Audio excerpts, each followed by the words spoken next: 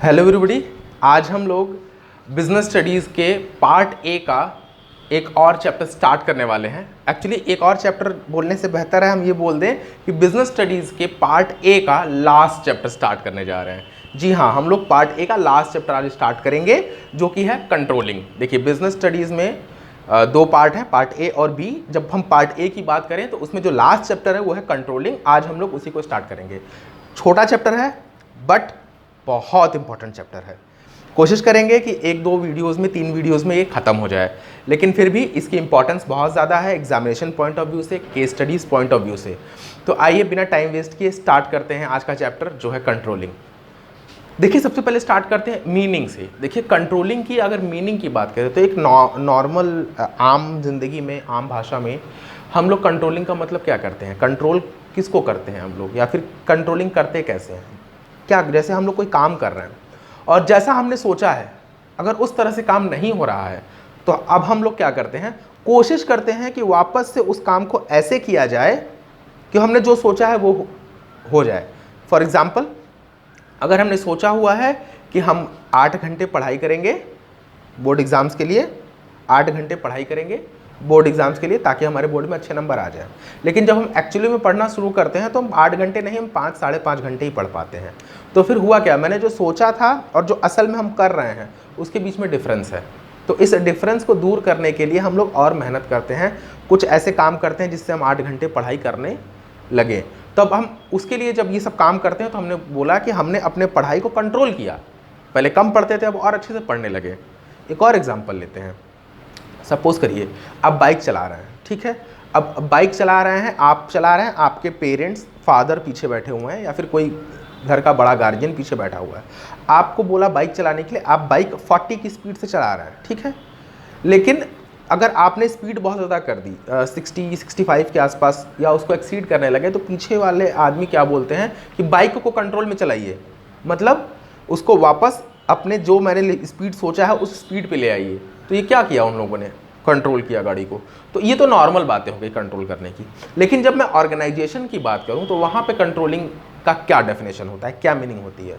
तो देखिए, बहुत ज़्यादा डिफरेंस नहीं है, लेकिन इसको एक हम लोग परफेक्ट फ्रेम दे करके समझने की कोशिश करते हैं। देखिए, मेनली यहाँ पे आपको 3 बातों का ध्यान रखना है, 3 बातों का ध्यान रखना है कंट्रोलिंग करते हो। सबसे पहले, कंट्रोलिंग का मतलब क्या होता है, controlling is a function which can be defined as, ये तो सिंपल है, हम लोग लिखते हैं controlling is a function which can be defined as comparing actual performance with planned performance। ये 2 वर्ड इंपॉर्टेंट है, comparing actual performance with planned performance। ध्यान से सुनिएगा। अब हम लोग पूरा टॉपिक पे आ चुके हैं।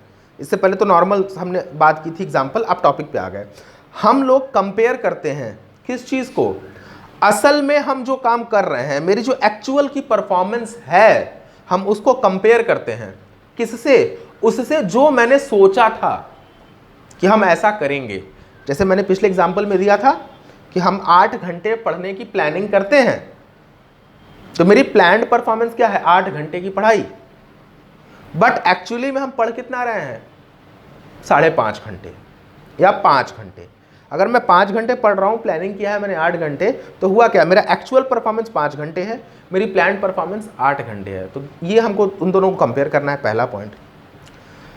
अगर मैंने कंपेयर किया अपनी एक्चुअल परफॉर्मेंस प्लान परफॉर्मेंस को, तो हम उसके बाद कंपेयर करने के बाद चेक करेंगे कि क्या दोनों जो एक्चुअली में मैंने सोचा था और जो हम परफॉर्म कर रहे हैं वो दोनों मैच कर रहे हैं कि नहीं। अगर मैच कर रहे हैं, इसका मतलब सब कुछ कंट्रोल में है। लेकिन हम यहाँ पे देखना है कि क्या कहीं उसमें डेविएशन तो नहीं है, क्या कोई डिफरेंस तो नहीं है। जैसे अभी डिफरेंस है ना, 5 घंटे और 8 घंटे में 3 घंटे का डिफरेंस है। तो दूसरा सबसे बड़ा इंपॉर्टेंट बात क्या है कि हमको देखना है finding the reason for deviation. हमको ये देखना है कि क्या डेविएशन है, उस डेविएशन का कारण क्या है, उस डेविएशन का कारण क्या है, रीजन क्या है।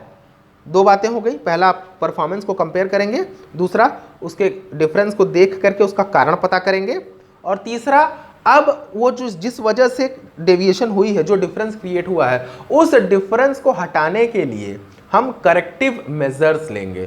करेक्टिव मेजर्स का मतलब क्या हुआ, चीज़ें जो गलत हो रही हैं, जो सही नहीं हो रही हैं, उसको करेक्ट करने के लिए किया गया काम। या उसको सही करने के लिए हम जो जो चीज़ें इस्तेमाल करते हैं, जो जो मेथड्स हम करते हैं, जो जो काम करते हैं, उसको बोलते हैं करेक्टिव मेजर्स। तो हुआ क्या यहाँ पे मेनली 3 काम हम लोगों ने किया। पहला परफॉर्मेंस कंपेयर किया, दूसरा ये देखा कोई डिफरेंस है, अगर है तो क्या कारण है उसका, और तीसरा उस जो डिफरेंस आई हुई है, वो जो हमको कारण मिला है उसको हटाइए और अपने करेक्टिव मेजर्स लेकर के वापस चीज़ों को इस तरह से ले आएँ कि मेरा एक्चुअल परफॉर्मेंस और प्लान्ड परफॉर्मेंस मैच कर जाए और भविष्य में भी मैच करे। तो यहाँ पे हमारा डेफिनेशन कंप्लीट हुआ। अब देखिए उस डेफिनेशन को एक साथ पढ़ते हैं। Comparing actual performance with planned performance and finding the reason for deviation and taking corrective measures so that in future there is match between actual performance and planned performance. ये तो हो गया डेफिनेशन। अब यहाँ पे अगर एस्पेक्ट्स की बात करें कि कंट्रोलिंग के कितने एस्पेक्ट्स होते हैं, किन किन चीज़ों को कंट्रोल किया जा सकता है, क्या क्या चीज़ें कंट्रोल करनी होती है, तो यहाँ पे मेनली 2 चीज़ें आती हैं कंट्रोल करने के लिए। अगर मैं ऑर्गेनाइजेशनल पॉइंट ऑफ व्यू से बात करूँ तो 2 चीज़ें आ रही हैं, 2 एस्पेक्ट आ रहे हैं। पहला स्ट्रैटेजिक कंट्रोल, दूसरा ऑपरेशनल कंट्रोल। देखिए दोनों में क्या डिफरेंस है, क्या होता है।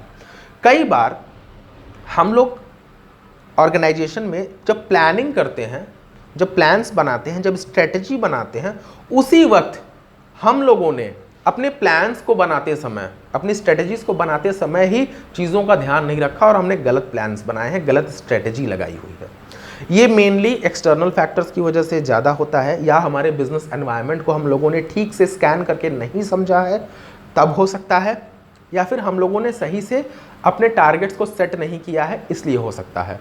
तो स्ट्रेटेजिक कंट्रोल की जरूरत पड़ती है यहाँ पे। जब हमारी स्ट्रेटजीज सही नहीं होती है तब हम वापस स्ट्रेटजीज को कंट्रोल करते हैं ताकि हमारी प्लान्स एंड पॉलिसीज, हमारे जो प्लानिंग हुई है, जो स्ट्रेटजी हुई है, वो सही किया जाए, उसको कंट्रोल किया जाए। तो ये पहला एस्पेक्ट हो गया। दूसरा एस्पेक्ट है ऑपरेशनल। इसका क्या मतलब है? इसका मतलब ये है कि कई बार हम लोगों ने प्लान सही बनाई है, हम लोगों ने स्ट्रेटजीज सही लगाया है, हम लोगों ने बिजनेस एनवायरनमेंट को अच्छे से देखा है, स्कैन किया है, हम लोगों ने स्टैंडर्ड भी सही सेट किया है, लेकिन हम जब परफॉर्म करने जा रहे हैं तो हमारी परफॉर्मेंस सही नहीं हो रही है। हम जब काम कर रहे हैं तो हमारा काम ठीक से नहीं हो रहा है। तब यहाँ पे अब हम लोग परफॉर्मेंस को इंप्रूव करने की कोशिश करेंगे, हम अपनी इफिशियंसी, इफेक्टिवनेस को बेहतर करने की कोशिश करेंगे। तो यहाँ पे क्या होगा, हमारे ऑपरेशंस को कंट्रोल किया जाएगा। तो there are mainly 2 aspects of controlling, strategical control and operational control. आते हैं नेक्स्ट पॉइंट के ऊपर कि कंट्रोलिंग के कौन कौन से फीचर्स होते हैं, या नेचर्स होते हैं, या कैरेक्टरिस्टिक्स होते हैं। सबका मतलब एक ही है, नेचर, फीचर, कैरेक्टरिस्टिक्स। तो कुछ भी क्वेश्चन आएगा तो आप क्या लिखेंगे? सबसे पहला point, it is goal oriented process. देखिए मैनेजमेंट के जितने फंक्शंस हैं अगर आप देखेंगे तो मेनली सबका मेन मकसद यही होता है कहीं ना कहीं गोल को पूरा करना। तो कंट्रोलिंग भी उनसे अलग नहीं है। हम कंट्रोल करते हैं, कंट्रोल क्यों करते हैं? ताकि हमने जो प्लान किया है उसको हम लोग पा सकें। अब प्लान किस चीज़ के लिए हम लोग करते हैं? गोल्स को पाने के लिए, अचीवमेंट ऑफ गोल्स के लिए। तो अल्टीमेटली हुआ क्या, कंट्रोलिंग भी गोल को अचीवमेंट करने में ही तो हेल्प कर रही है। तो इसका मतलब हम कह सकते हैं it is a goal oriented process. Controlling is done for the achievement of organisational goal, या ओनली गोल्स भी आप कर सकते हैं। कंट्रोलिंग गोल्स को अचीव करने के लिए की जाती है। Next, controlling is present at every level, या फिर इसको हम कह सकते हैं it is a pervasive function. Pervasive का मतलब क्या हुआ, हमने कई बार आपको बताया। परवेसिव का मतलब जो हर जगह मौजूद हो। अब देखिए ऑर्गेनाइजेशन में 3 लेवल हैं, top level, middle level, lower level. इन सब के बारे में हम लोगों ने पहले चैप्टर में डिस्कस किया हुआ है। तो top level, middle level, lower level की अगर हम बात करें तो ऐसा ज़रूरी नहीं है कि केवल टॉप लेवल ही कंट्रोलिंग करे या केवल लोअर लेवल ही कंट्रोल करे।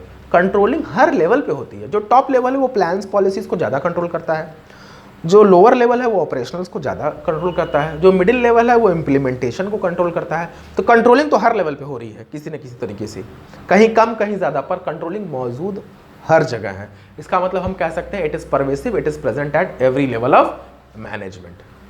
नेक्स्ट, ये बड़ा इंपॉर्टेंट है, देखिए ध्यान से, backward looking as well as forward looking. ये क्वेश्चंस एग्जाम में आते हैं। ये सेम क्वेश्चन 2 चैप्टर्स में आते हैं। देखिए हम बता दे रहे हैं, बहुत इंपॉर्टेंट है। एक प्लानिंग में, एक कंट्रोलिंग में। अभी एक टॉपिक भी आपका है, relationship between planning and controlling, वो हम लोग नेक्स्ट वीडियो में डिस्कस करेंगे। फिलहाल यहाँ पे मेन फोकस है हमारा ये देखने का कि controlling is backward looking as well as forward looking. Same question planning में भी होता है, planning is backward looking as well as forward looking, उसको मैंने प्लानिंग चैप्टर में अच्छे से समझाया है। यहाँ मेरा मेन मकसद है कंट्रोलिंग से, ठीक है। कंट्रोलिंग बैकवर्ड लुकिंग भी है और फॉरवर्ड लुकिंग भी है। एग्जाम्स में क्वेश्चंस आते हैं बच्चों, मैं बार बार बता रहा हूँ, तो ध्यान देना है क्यों बैकवर्ड लुकिंग है, क्यों फॉरवर्ड लुकिंग है, ध्यान दीजिएगा। बैकवर्ड लुकिंग इसलिए है, ध्यान दीजिएगा मेरी बातों का, बैकवर्ड लुकिंग इसलिए है क्योंकि हम लोग प्लान्ड परफॉर्मेंस को कंपेयर करते हैं। तो प्लान्ड परफॉर्मेंस मतलब मैंने जो पहले से प्लान किया था पास्ट में, उसको आज से कंपेयर करते हैं। तो हमको क्या हुआ, पास्ट में जाके देखना पड़ता है कि मैंने कौन कौन सी प्लानिंग की थी, तो बैकवर्ड लुकिंग हो गया। अब फॉरवर्ड लुकिंग कैसे हुआ, एक्चुअली में हम दोनों को प्लान्ड परफॉर्मेंस और प्रेजेंट एक्चुअल परफॉर्मेंस उसको कंपेयर करते हैं और देखते हैं कि कोई डेविएशन है कि नहीं। अगर डेविएशन है तो हम लोग करेक्टिव मेजर्स करते हैं ताकि फ्यूचर में हम लोग अच्छा परफॉर्मेंस कर सके, ताकि फ्यूचर में हम लोग गोल अचीव कर सके। तो मेनली कंट्रोलिंग किस लिए हो रहा है, फ्यूचर के लिए। कहां देख करके, पीछे देख करके। तो क्या हुआ, ये बैकवर्ड लुकिंग भी हो गया और फॉरवर्ड लुकिंग भी हो गया। तो इस बात का ध्यान रखिएगा, why it is called backward looking, why it is called forward looking.